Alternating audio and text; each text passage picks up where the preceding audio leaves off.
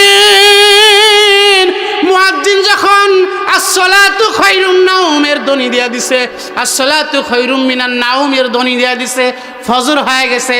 ওই সময় আমার মা ঘুম থেকে উঠে গেছে। মা ঘুম থেকে উঠিয়া বালিশের কাছে তাকায়া দেখে আমি সন্তান দুধের পেয়ালা নিয়ে দাঁড়ায় রইছি। মা ডাক দিয়ে বলে, সন্তান, ওরে আমার সন্তান, তুই এখানে দাঁড়ায় রইছিস, কোন সময় এসছিস, কেমনে কি? তখন আমি মাকে বললাম, মা আমি দুধের পেয়ালা নিয়ে সেই রাতের শুরু থেকে নিয়ে এ পর্যন্ত তোমার জন্য দাঁড়ায় রইছি। তুমি না পান করলে আমি পান করব না, আমার সন্তান আদিকেও পান করতে দিব না, আমার বিবিকেও পান করতে দিব না, আমার গোলাম বান্দি আছে তাদেরকেও পান করতে দিব না। মা তুমি তাড়াতাড়ি দুধ পান করো, এরপরে তাদেরকে আমি পান করতে দিব।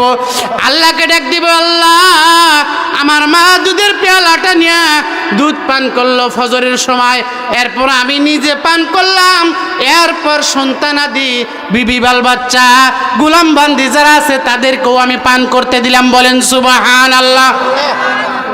ওই ব্যক্তি আল্লাহকে ডাক দিয়ে বলতেছেন, রব্বুল আলামিন এই যে আমি মাকে প্রাধান্য দিলাম, সবার উপরে দুনিয়ার মধ্যে কেউ থাকলে আমার মা আছে।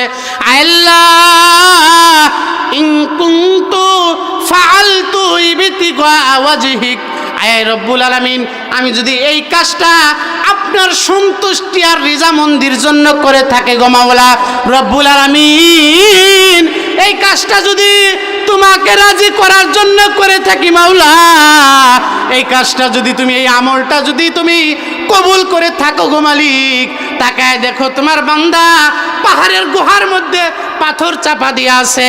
আল্লাহ তুমি যদি এই পাথর থেকে নাজাত না দাও, দুনিয়ার কেউ আমাদেরকে বাঁচাইতে পারবে না। আই রব্বুল আলামিন মায়ের খেদমত করেছি, আল্লাহ মায়ের খেদমতটা যদি তোমার পছন্দ হয়, এই আমলটা যদি তুমি রাজি খুশি থাকো, মায়ের খেদমতের ওসিলায় আল্লাহ রব্বুল আলামিন পরওয়ারদিগারে আলম মায়ের খেদমতের ওসিলায় আমাদেরকে এই পাথর থেকে মুক্তি দিয়া দেন। জোরে বলেন সুবহানাল্লাহ।